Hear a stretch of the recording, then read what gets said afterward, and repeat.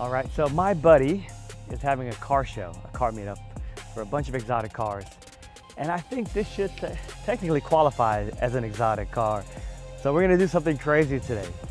We're gonna show up to a car meet, my friend's car meet. It's full of Lamborghinis and Ferraris and McLarens, and we're gonna bring the tank. So I don't think there's gonna be any other tanks there, so we might be the one and only. Thankfully, the meet is not too far because you don't want to drive this more than 10, 20 miles. It's gonna be right down the street. What we'll do is I'm gonna jump in, we'll pull off. They should be expecting us, and let's see how people react to the tank.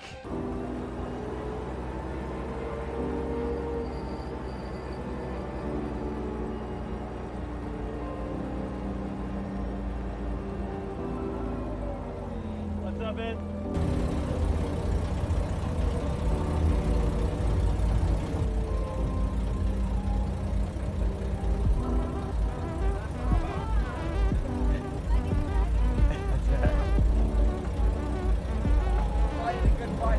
That's right. What's up, my man? What you think? Where should I put it? Okay. You like that? What's up, my man? Hey, what's up, guys?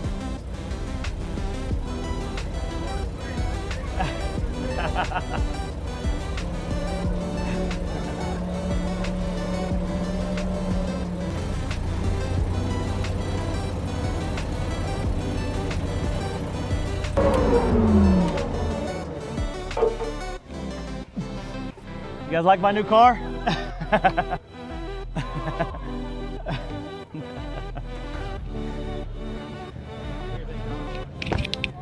I think people like it.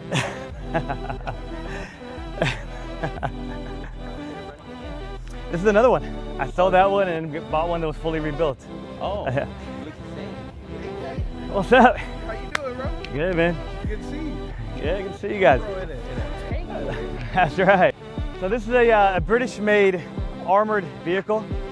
This was actually used in the Royal British military up until 1998. It spent most of its time in Germany defending the Iron Curtain.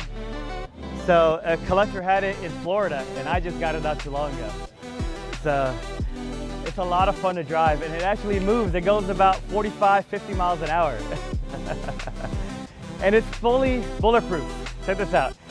You can come here, yeah, you could. Come here and just try to lift the front hatch.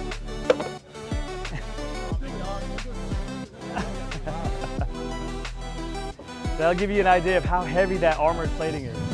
You know, you had big tanks on tracks, which were heavy artillery, but they were very slow, like 5 to 10 miles an hour maximum.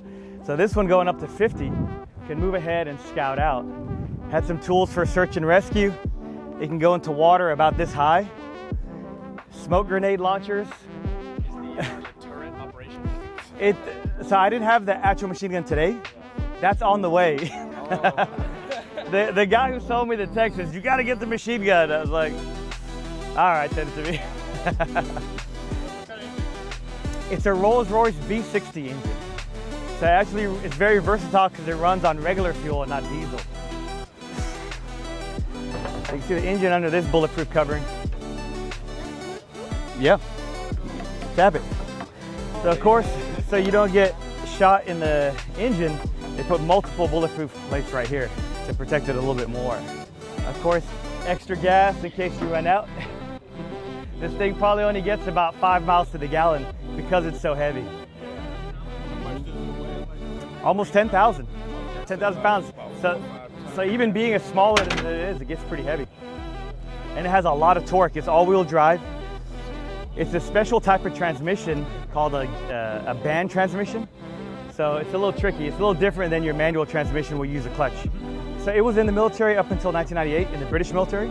And then a collector brought it to Florida, and then I just got it from him.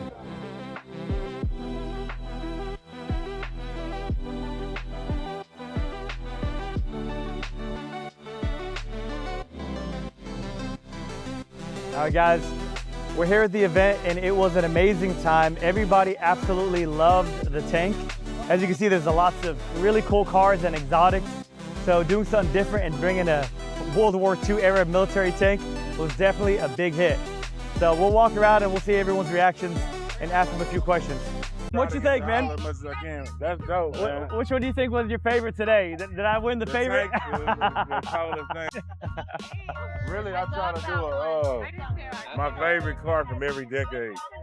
Oh yeah, how far back you go? I'm in the 30s. You got the. I'm trying to go 100 years. I got to go to get a 30s car and a 20s car to be 100 years. I got a 36 Mercedes. That one is fun. For real? But it's got a newer engine though, because back then, when you get before 20, it's like crank start. Right, exactly. Yeah. Yeah, you got a 30s car. That's dope. Yeah. We're putting an LS in it. It should be done in about 2 weeks. I'll probably bring it up. It's a Mercedes 540K.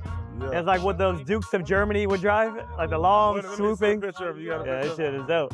Because I'm trying to figure out my 30s car. I did 40s. I'm trying to figure out what I would Which do 40s? You have a Ford truck or? A 47 Caddy. And the one I have is the Roadster. That's dope. Yeah. That's dope. So that one's actually a crowd pleaser. I put on the fedora hat, suspenders, like the 36. No, that's cool. Yeah, I'm going to do me a 30s. What do you got in the 50s? 50s? In the 50s, I got like 3 cars. I got a 56 Caddy, I got a 57 Bel Air, and I got a 59 Cadillac.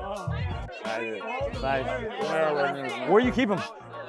Downtown, at my apartment. I got a house, but I got an apartment. You use the garage? Where that's the downtown, so I can just keep all my shit. Oh, nice.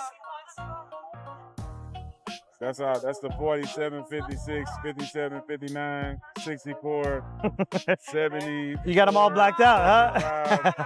80, 87, 95, 96.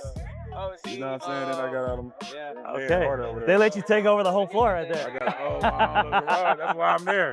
Cause look, how much that shit is.